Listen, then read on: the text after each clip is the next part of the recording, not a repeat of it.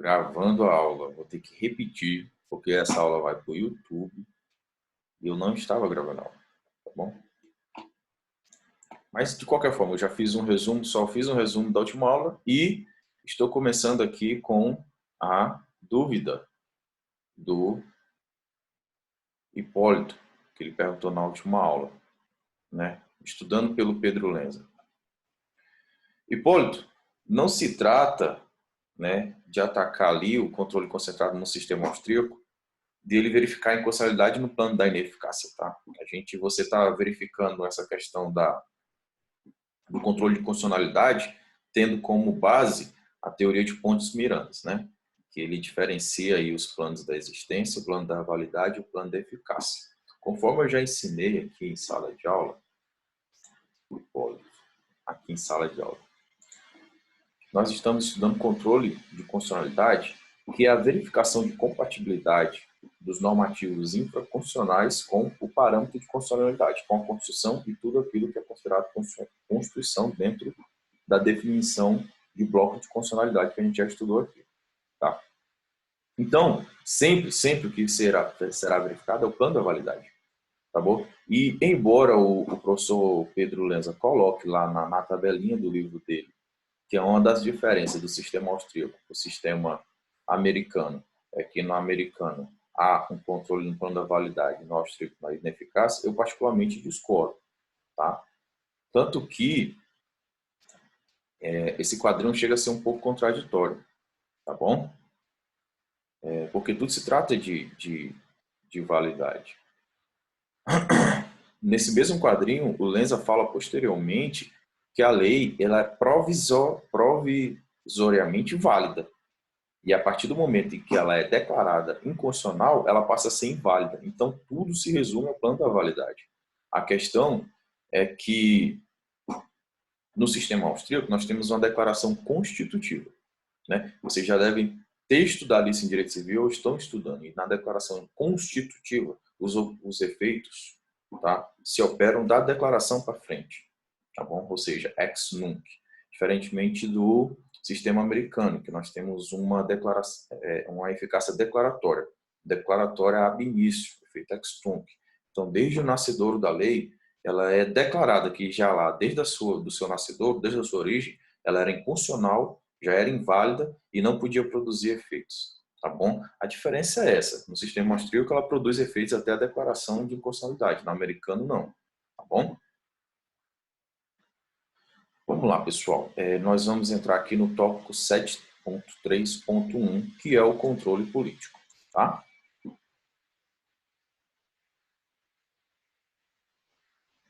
Eu vou colar aqui para vocês, sempre a pessoa dúvida, exatamente dessa tabela comparativa.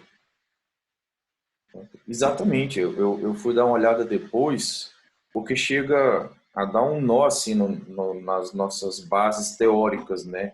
É incoerente. Aí eu fiquei curioso também, eu fui dar uma olhada na tabela e verifiquei que eu discordo totalmente daquela tabela, sabe?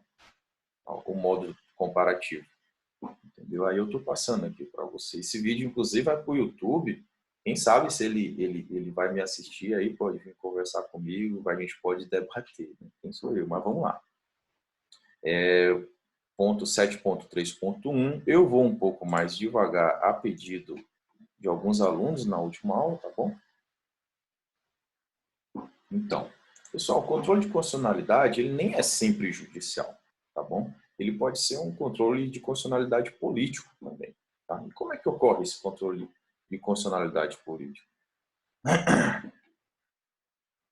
Tanto o poder executivo como o legislativo, eles podem realizar esse controle de constitucionalidade, tá? Então vamos aqui estudar primeiramente o controle político realizado pelo poder executivo, tá bom? Anotem esse tópico aí, vou passar agora para vocês. Vamos lá. O Poder Executivo, pessoal, ele realiza o controle de constitucionalidade em 3 situações. A primeira situação é o veto presidencial, tá? Está lá no artigo 66, parágrafo 1º da Constituição. Eu vou colar aí para vocês. Esse é o primeiro caso. O presidente da República, pessoal, ele pode vetar um projeto de lei, tá? Por dois motivos. O primeiro motivo é a contrariedade ao interesse público. E o segundo motivo é quando ele veta um projeto de lei alegando que ele é inconstitucional, tá? No primeiro caso, quando o veto se trata de contrariedade ao interesse público, há, no caso, a chamada motivação política do veto, tá bom? E no segundo caso, quando o presidente da República, o chefe do executivo, né, ele veta um projeto de lei por considerar inconstitucional, fala-se aqui que a motivação do veto é jurídica. Pessoal. Isso está lá no artigo 66, parágrafo 1º da Constituição. Tá bom? Eu quero que vocês prestem atenção na seguinte situação. Não se trata de veto político e veto jurídico. Tá bom? O veto é político. O que é político estrito sensu e jurídico é a motivação do veto. Tá? Então, uma coisa é o veto e outra coisa é a motivação do veto. A motivação pode ser política, tá? E aí vai estar dentro do âmbito de discricionariedade do chefe do executivo, ou a motivação do veto pode ser jurídica, que aí vai entrar dentro dos dogmas, né? Vai operar dentro de uma análise jurídica do projeto de lei. Mas o veto em si é político, tá bom? Estão acompanhando? Está previsto no artigo 66, parágrafo 1º da Constituição, tá? Se eu estiver muito rápido, pessoal, falem comigo. Aí eu dou uma desacelerada. Vocês entenderam esse detalhe, pessoal? Muito importante. O veto, ele sempre será político, só que ele se divide quanto à sua motivação. Quando a motivação é política estrito sensu, está dentro da discricionalidade do chefe do executivo, ou quando a motivação é jurídica, tá? E aí entra dentro dos dogmas de direito que a gente estuda aqui na graduação. Tá bom? O segundo caso, pessoal, de controle político pelo poder executivo é quando ele exerce a legitimidade para a propositura das ações que visam aferir o controle de constitucionalidade, tá? Esse é o segundo caso. Estou colando aí para vocês para ficar bem bonitinho no caderno de vocês, bem organizado. Então, pessoal, a partir da Constituição de 88, e isso vai ter que estar no trabalho que eu passei para vocês sobre o histórico do controle, eu irei passar sobre o histórico de controle de constitucionalidade, o chefe do executivo passou a ter legitimidade ativa para propor a ação direta de inconstitucionalidade, a ação declaratória de inconstitucionalidade, tá? A arguição, a DPF, tá bom? E a ação direta de inconstitucionalidade por omissão, a arguição de descumprimento de preceito fundamental, a DPF, tá bom? Está previsto, como vocês já leram a Constituição, de trás para frente, frente para trás, lá no artigo 103, inciso 1 a 5, tá bom, pessoal? Da Constituição. Podem propor a ação direta de inconstitucionalidade, ação declaratória de constitucionalidade, presidente da República, 1 e 5, na verdade. E 5, governador de estado ou do Distrito Federal.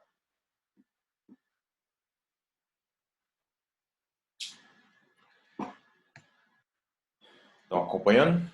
Pessoal, a terceira hipótese, admite. Por favor, repete o artigo. Seria o artigo 103, o inciso 1 e 5, Regina? Ou já anterior?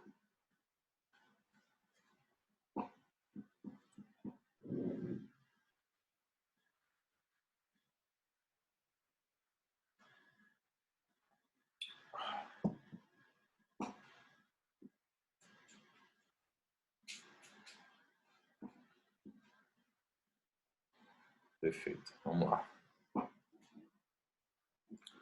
Terceiro caso, pessoal. Esse caso é muito interessante. Inclusive, a título de curiosidade, foi exatamente um, um dos conteúdos cobrados na minha prova prática administrativa do concurso da PGE. O concurso da PGE ele tem a fase objetiva, teve uma fase subjetiva com 7 questões subjetivas, em 7 matérias diferentes. Teve a outra fase, que era uma prática judicial, fazer uma peça judicial, e uma prática administrativa, fazer uma peça administrativa, que sempre é um parecer, né? Dificilmente vai ser algo diferente do parecer. E nessa fase em que eu fiz o parecer, um dos fundamentos do parecer era justamente abordar essa terceira hipótese, tá? de controle pelo o controle político pelo poder executivo, pessoal, que é a determinação de inaplicação de lei inconstitucional, tá?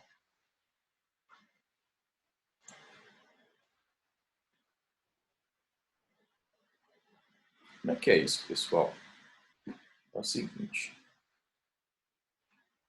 nesse controle político, o chefe do executivo, ele pode determinar que os órgãos que estão a ele subordinados não obedeçam ou não apliquem, no caso concreto, uma norma infraconstitucional que ele considere inconstitucional. Tá bom? Eu vou explicar o porquê disso agora. Por isso que é importante também estudar o histórico da Constituição, que vocês vão fazer isso através da confecção do trabalho que eu vou encaminhar para vocês.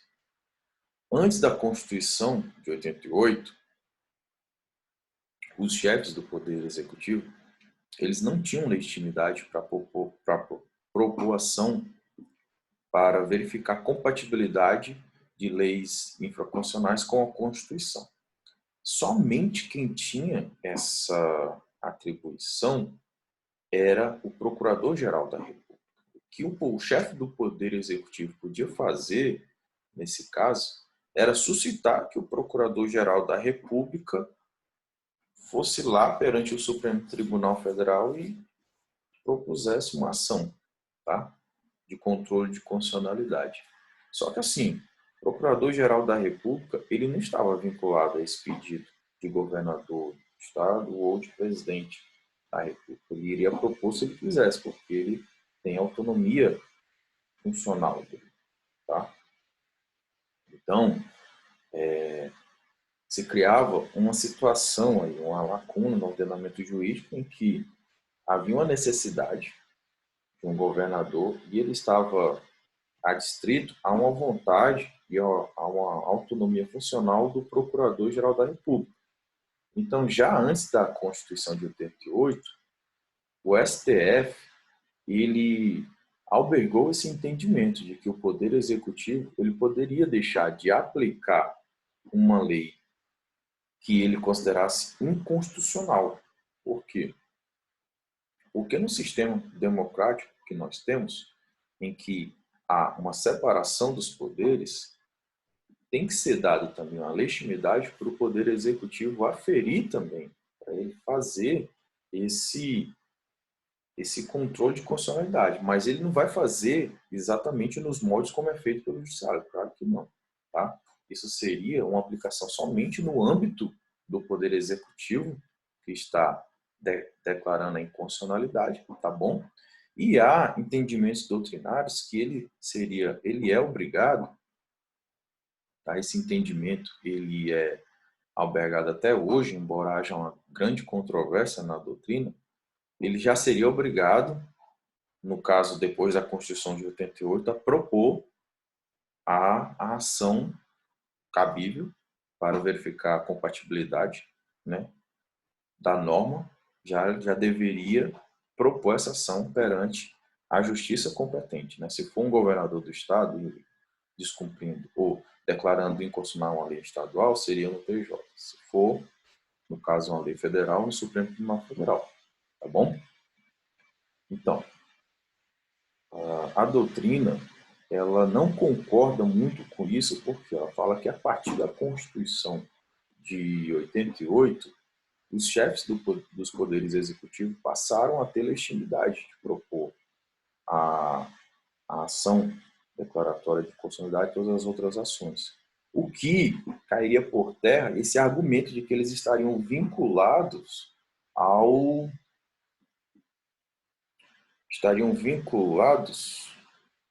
Procurador-Geral da República, entendeu? Então essa tese cairia por terra. Porém, pessoal, ela persiste até hoje, até porque os prefeitos, e eles são chefes de poderes executivos, não no âmbito federal, não no âmbito estadual, mas no âmbito municipal, é claro, eles não têm a legitimidade para propor ADI, ADC, ADO, ADPF, né? Então persistiria o argumento anterior à Constituição de 88, principalmente para os prefeitos, né? Então, diante dessa celeuma, entende-se sim, tá, que tanto o Poder Executivo Federal, Estadual e Municipal, eles podem fazer esse controle político de constitucionalidade, determinando para os seus órgãos, e preste bem atenção, pessoal, ele não está determinando para todos os cidadãos, ele não está fazendo isso de uma forma gaúmens, tá? É somente para os seus órgãos que lhe estão subordinados, tá? A não aplicar uma determinada lei por considerá-la inconstitucional, tá bom? Há o argumento a respeito da celeridade, no caso do presidente ou do governador do estado, quando ele não pode simplesmente cumprir uma norma inconstitucional e ele não tem tempo para estar discutindo isso, né? E a doutrina fala que não, até para isso, se for o caso, ele propõe uma ação declaratória de constitucionalidade ou constitucionalidade e pede uma medida cautelar em regime de urgência, tá? Então, assim, a doutrina é muito relutante em continuar citando isso, mas ainda é possível no nosso ordenamento jurídico, tá bom? Em que pese essa crítica, isso está sedimentado na ADI 221, tá bom? Anotem aí, ADI, eu vou deixar até aqui, ADI 221.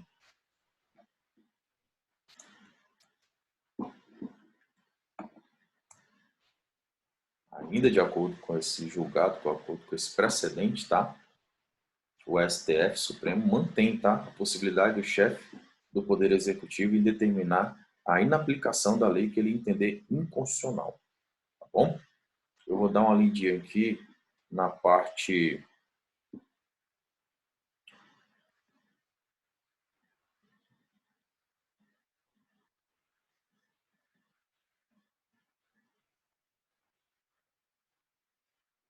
essa reunião será finalizada em 10 minutos. Ok. Então, pessoal, fica o aviso, daqui a 10 minutos vai ser encerrada a reunião. Eu vou mandar o link de volta, tá? Provavelmente eu dei 5 minutos de descanso para vocês conversarem entre si. Benjamin, eu vou chegar na resposta da tua pergunta, tá? Só no momento correto para não perder a didática aqui, para não confundir também a cabeça dos outros alunos, tá bom? Mas vou chegar lá e eu te respondo, perfeito?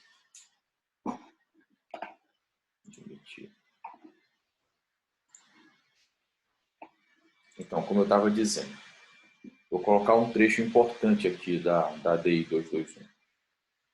Fala assim: o controle de constitucionalidade da lei ou dos atos normativos é da competência exclusiva do Poder Judiciário. Os poderes executivo e legislativo, por sua chefia, e isso mesmo tem sido questionado com o alargamento da legitimação ativa na ação direta de inconstitucionalidade, podem tão somente determinar os seus órgãos subordinados que deixem de aplicar administrativamente as leis ou atos com força de lei que considerem inconstitucional. Tá? É um precedente de 1993 do ministro Moreira Alves. Tá bom, pessoal? No âmbito do STJ também tem um precedente favorável a esse posicionamento. Tá? Eu vou ler aqui para vocês, que é o RESP 23.121 de Goiás, da relatoria do ministro Humberto Gomes, tá bom? Também de 1993. Ele fala que o Poder Executivo deve negar a execução ao ato normativo que lhe pareça inconstitucional. Tá bom, pessoal? Então, aqui, pessoal, a gente termina esse tópico que trata do controle político do poder exercido pelo Poder Executivo. Tá bom? E a gente entra no próximo tópico, que é o controle político do poder legislativo. Deixa eu colocar para vocês seguirem e para ficar direitinho no caderno de vocês.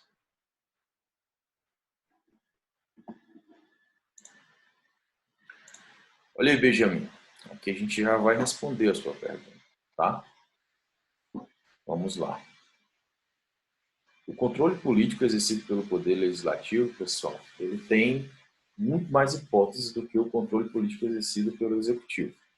A primeira, tá, é a rejeição do veto.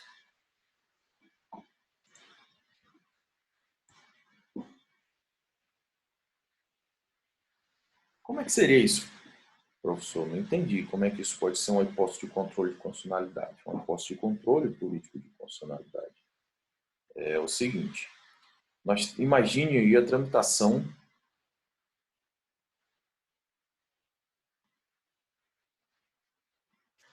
Regina, vamos lá, deixa eu corrigir aqui, Regina. Acho que você está correto, viu? 7.3.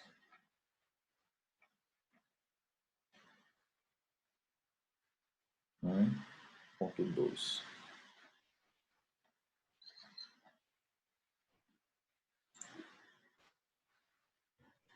Ponto 2.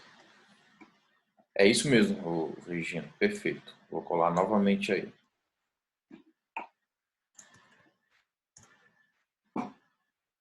Sete ponto 3.1.2. Controle político exercido pelo Poder Legislativo. O primeiro é a rejeição do veto. Está lá no artigo 66, parágrafo 4º da Constituição Federal. Tá bom? Como eu estava falando para vocês, imaginem aí a tramitação de um projeto de lei. Vocês já conhecem como é que são as fases do processo de formação da lei, do processo legislativo, né? Nós vamos lá para a quarta fase, que é onde o chefe do Poder Executivo ele vai ter a possibilidade de ou sancionar a lei ou de vetar a lei, né? E esse veto, como eu já falei para vocês, é um veto político. O veto é político e a motivação do veto é que se divide em uma motivação política em que o chefe do Poder Executivo vai verificar dentro da sua discricionalidade otorgada pelos cidadãos na hora que votaram nele, né? E de acordo com essa confiança, ele vai exercer essa discricionalidade, vai aferir se aquele projeto de lei está de acordo com os interesses públicos ou não, e aí é quando ele vai vetar ou não, e esse veto, a motivação é política, tá? E tem a segunda modalidade de motivação do veto, que é a motivação jurídica. É quando o chefe do Poder Executivo, de uma forma assim, quanto ao aspecto político, ele pode dizer assim, não, tá ok, mas é o seguinte, eu acho que esse projeto de lei fere a Constituição Federal, ou, se for um projeto de lei oriundo do Poder Legislativo Estadual, fere a Constituição Estadual. E, então, ele faz o controle político de constitucionalidade, emitindo um veto com essas duas motivações. Esse projeto de lei vai voltar, né, para o Poder Legislativo, em que eles poderão derrubar ou não esse veto. E esse fenômeno de derrubada ou não do veto, quando esse veto foi por motivação jurídica, é uma hipótese de controle político exercido pelo Poder Legislativo. Tá bom? Ok? Já a segunda hipótese, que é exatamente respondendo à pergunta do Benjamin, é a atuação da Comissão de Constituição e Justiça, tá?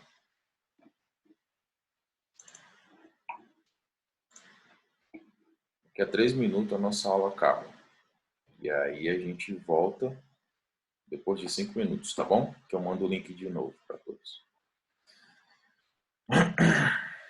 Pessoal, acho que a maioria de vocês já sabem, né? O que é a Comissão de Constituição e Justiça? É uma comissão que ela tem a atribuição de analisar a constitucionalidade dos projetos de lei. É possível entrar pelo mesmo link? Não sabia. Legal. Tô que nem aquele jogador. Não sabia. Pô. Então, a CCJ, ela tem a atribuição de analisar a constitucionalidade, né, dos projetos de lei. Tá bom? Então, não tem muito o que fazer. Tem um projeto de lei, tá? E antes dele ser votado, ele tem que passar sempre, toda a Casa Legislativa tem uma comissão de Constituição e Justiça. E a função dela é justamente essa, só isso. Verificar se aquele projeto de lei ele está ou não compatível com a Constituição Federal. Tá bom? Acho que vai cair aqui fazendo.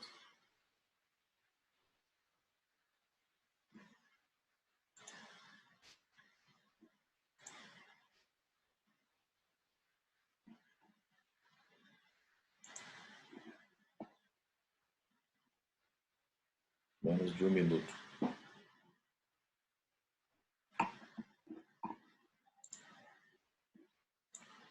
Vamos lá, vou deixar só aqui a terceira hipótese para depois do nosso intervalo. Vou comentar aqui, que é a análise de medida provisória, tá bom? A gente vai encerrar esse primeiro bloco e a gente volta no próximo. Dá 5 minutinhos para vocês, tá?